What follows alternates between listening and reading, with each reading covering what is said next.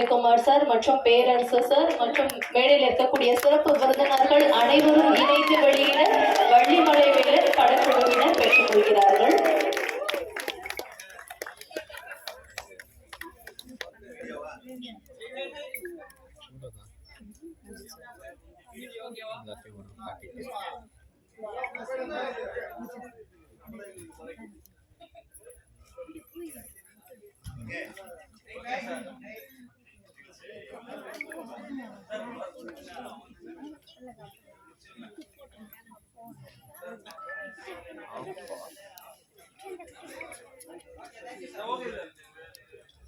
சிறப்பு விருந்தினர்களுக்கு எங்களின் மனமார்ந்த நன்றிகள்.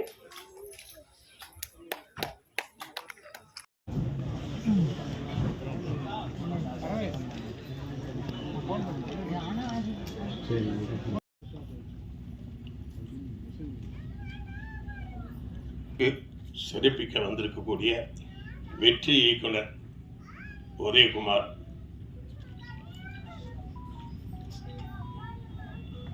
நம்ம பேரரசு, இவங்கெல்லாம் மிகப்பெரிய வெற்றி படங்களை கொடுத்தவங்க. மங்கை ஹரிராஜன் சீரியல் சினிமா ரெண்டுலையும் வெற்றி படம் கொடுத்தவர். இன்னும் நண்பர் தயாரிப்பாளர் வெள்ளிமலை வேலன் படம் வெற்றி பெறணும். இது எடுக்கப்பட்டது இங்கன்னு சொல்லி கேள்விப்பட்டேன். நம்ம ஊர் வள்ளிமலை, வேலூர் பக்கத்தில் இருக்கிற வெள்ளிமலையில், அது எங்கள் ஊர் திருவண்ணாமலைக்கு பக்கத்தில் இருக்கிற ஊர். இது இப்போ ஏதோ சில முருகன் சீசன் நினைக்கிறேன். இப்போ அதை ஒரு பக்கம் அரசியல்வாதிகளும் பார்த்தீங்கன்னா முருகன் மாநாடு போட்டுட்டு இருக்காங்க, மாறி மாறி போடுறாங்க இல்லையா. டெல்லியில் இருக்கிறவங்களாம் கூட விடுறதில்ல முருகனை. அகில உலக ஃபேமஸ் முருகன். இந்த சீசனில் முருகன் பேர் வச்சதுனால அவர் வெற்றி பெறுவார்னு எனக்கு தோணுது. இந்த முருகன் தான் இப்போ சூப்பர் ஸ்டார். இந்த சூழ்நிலையில் ஆன்மீகத்திலையும் சரி, அரசியலையும் சரி, சினிமாவுக்கு வந்துட்டார் அவர். அந்த வகையில் இந்த படம் வெற்றி பெறும். அதை போடும்போது நீங்கள் விளம்பரம் போடும்போது கூட அப்படி ஓரமாக ஒரு வேல் போட்டிருக்கீங்க. அது கொஞ்சம் முருகர் கூட ஒன்று போட்டுருங்க ஓரமாக. அதாவது ஆன்மீக படம் மாதிரி இருக்கக்கூடாது, ஆனால் முருகர் ஏதோ உங்கள் எம்பல் மாதிரி இருக்கட்டும். ஒன்று அதுக்கு சீசன் இருக்கு இப்போ. அதனால் இந்த படத்தில் இருக்கிற கதாநாயகி, தயாரிப்பாளரி கதாநாயகி எப்பயுமே கதாநாயகன்னா எல்லாம் எம்ஜிஆர் சரோஜா தேவி மாதிரியே இருக்கணும்னு அவசியம் இல்லை. அந்த படத்துக்கு பொருத்தமாக இருக்கணும். அந்த படம் எடுக்கிறது கிராம படம்னா கிராமத்துக்கு பொருத்தமாக இருக்கணும். சிட்டி படம்னா சிட்டிக்கு பொருத்தமாக இருக்கணும். உலக சுற்று வாழ்வன் மாதிரி இருந்தால் எம்ஜிஆர் மாதிரி தான் இருக்கணும். இல்லைன்னா உலக சுற்றி பார்க்கறதுல வேஸ்ட்டு இல்லையா. அந்த மாதிரி வீரபாண்டி கட்டபொம்மன்னா சிவாஜி மாதிரி ஒருத்தர் தான். அந்த மாதிரி இந்த படத்துக்கு ஏற்ற கதாநாயகி புதுசு மாதிரியே தெரியல. நல்ல கூச்சம் இல்லாமல் நடிச்சிருக்காங்க, எல்லாம் பண்ணியிருக்காங்க. மற்றவங்களும் எல்லாருக்கும் இந்த டெக்னீஷியன்ஸ் எப்பயுமே என்ன பண்ணுவாங்கன்னாக்கா அந்த நடிகர்களை மட்டும் பாராட்டிட்டு டெக்னீஷியனை விட்டுருவோம். ஏன்னா அவங்க பின்னாடி இருக்கிறாங்க, அவங்க தான் ஏற்கிறவங்க. எனக்கு என்னுடைய வாழ்த்துக்கள். இந்த படத்தை நீங்கள் வெளியிடும் பொழுது இப்போ கூட்டம் அதிகமாக இருக்குது, ஹவுஸ்ஃபுல்லாக இருக்குது. இது தியேட்டரில் கொண்டு வரது எப்படின்னு தான் பார்க்கணும். நம்ம ஆள் பாதி ஆடை பாதின்னு சொல்லுவாங்க. ஒருத்தர் படம் பாதி தான், படம் எடுக்கிறது பாதி தான், ஆனால் அதை ப்ரொமோட் பண்ணுறது பாதி.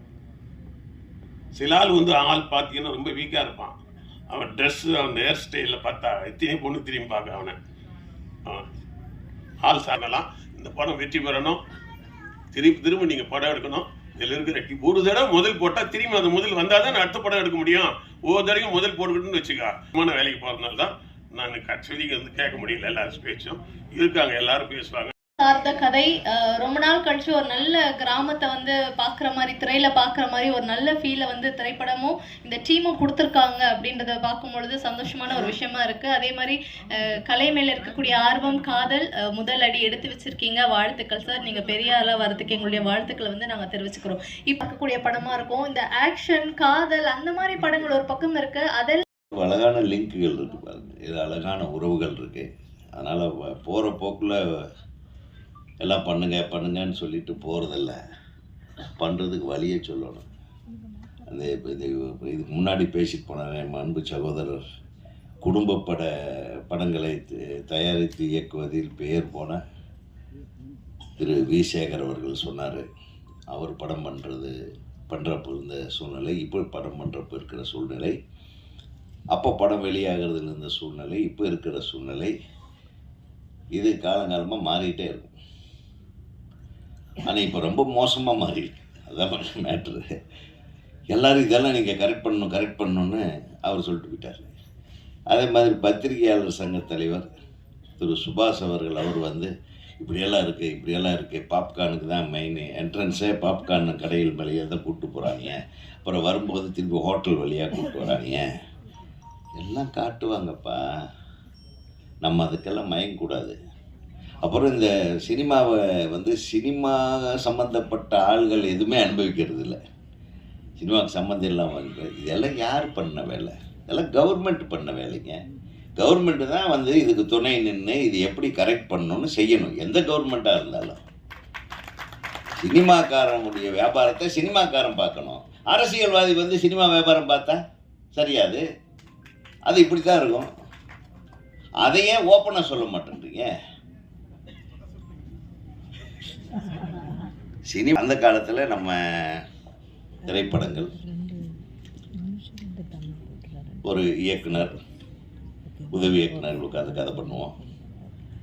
கொடுத்தவர் அப்படின்னு ஏன் சொல்கிறாங்கன்னா, அந்த படத்தை எடுத்தவன் மட்டும் லாபம் இல்லை, நடிகருக்கு லாபம், டைரக்டருக்கு லாபம், தயாரிப்பாளருக்கு லாபம், டிஸ்ட்ரிபியூட்டருக்கு லாபம், தியேட்டரில் போட்டவனுக்கு லாபம், பார்த்தவனுக்கு மனதளவுக்கு சந்தோஷப்பட்டது ஒரு மிகப்பெரிய லாபம்.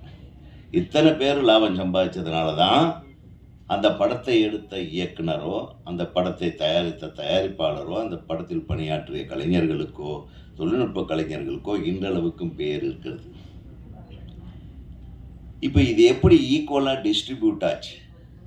வந்து அந்த காலத்தில் சொல்லுவாங்க, இந்த பராசக்தியே எடுத்துக்கங்க, ஒரு 10-15 நாள் ஷூட் பண்ணிட்டு இந்த படமெல்லாம் வேண்டாம் அப்படின்னு ஏவி மேயப் செட்டியார் சொல்லிட்டார். சிவாஜி வேண்டாம், இந்த படத்தை அப்படியே தூக்கி போடுங்க.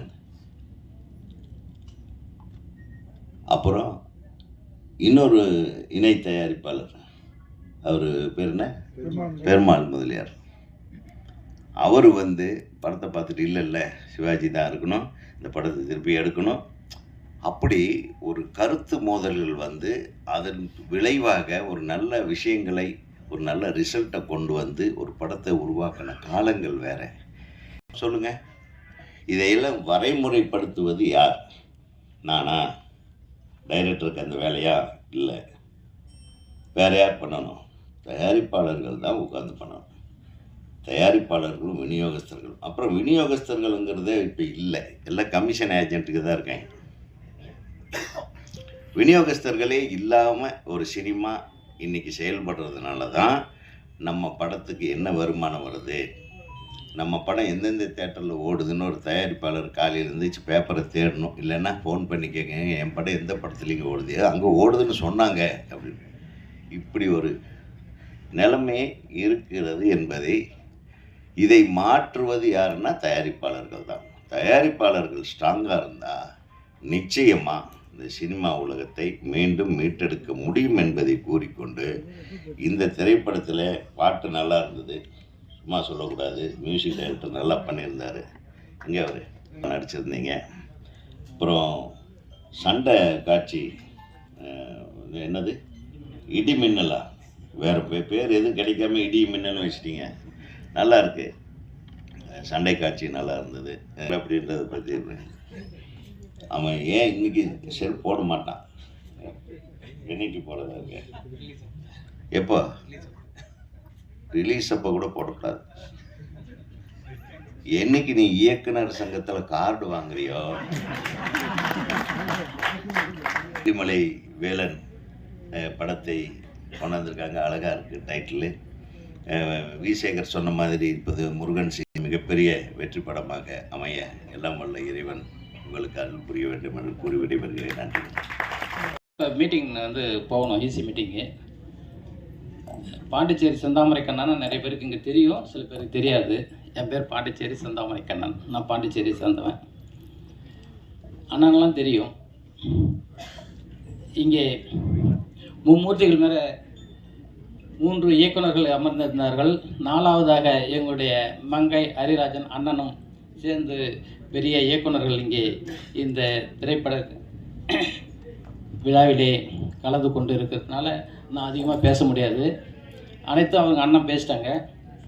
அண்ணா ஒரு கருத்து, தயாரிப்பாளர் சங்கம் நினச்சா படம் ரிலீஸ் பண்ணுறதையும் இயக்குநர்களும் தயாரிப்பாளர்களையும் உருவாக்கலாம்னு சொன்னீங்க. எல்லா கருத்துக்களும் உண்டு. தயாரிப்பாளர்களை உருவாக்குவது யாருன்னு உங்களுக்கு தெரியுண்ணே. உங்கள் காலங்கள் வேறங்க. நீங்கள் எடுத்த படங்கள்லாம் இன்றைக்கும் வைரம் பாய்ந்த மாதிரி. ஆனால் இன்று எடுக்கக்கூடிய தயாரிப்பாளர்களும் இயக்குநர்களும் வர அத்தனை படங்களும் ஈசந்துருண்ணே. உங்கள் படம் இன்னைக்கு போட்டால் கூட இன்னைக்கு எத்தனை பேரும் பார்க்க தராங்க. சொன்ன மாதிரி நான் இயக்குநரில் சொல்லணும், இயக்குநர்களும் தப்பு பண்ணியிருக்காங்க. எங்களுக்கு என்ன தெரியும், தயாரிப்பா இப்போ ஒன்றும் இல்லைன்னா நீங்கள் சொன்ன மாதிரி ஏதோ ஒரு வேலை செஞ்சுட்டு வராங்க, ஒரு படம் எடுக்கிறாங்க அப்படின்றீங்க. உண்மை அது. எங்களை வராங்க ஒரு தயாரிப்பில் உருவாக்குறது யார்? ஒரு இயக்குனர் வராங்க தேடிட்டீங்களே. நான் சும்மா உட்காந்துட்டு நான் ரியல் எஸ்டேட் பண்ணியிருந்தேன். என் வீட்டுக்கு வந்து கதவை தட்டி உன்னை நான் அப்படி பண்ணுறேன் இப்படி பண்ணுறோம், இவ்வளோ கோடி சம்பாரலாம் அப்படியே கோடி சம்பாரலான்னு சொன்னதெல்லாம் யார்? ஒரு இயக்குனர்.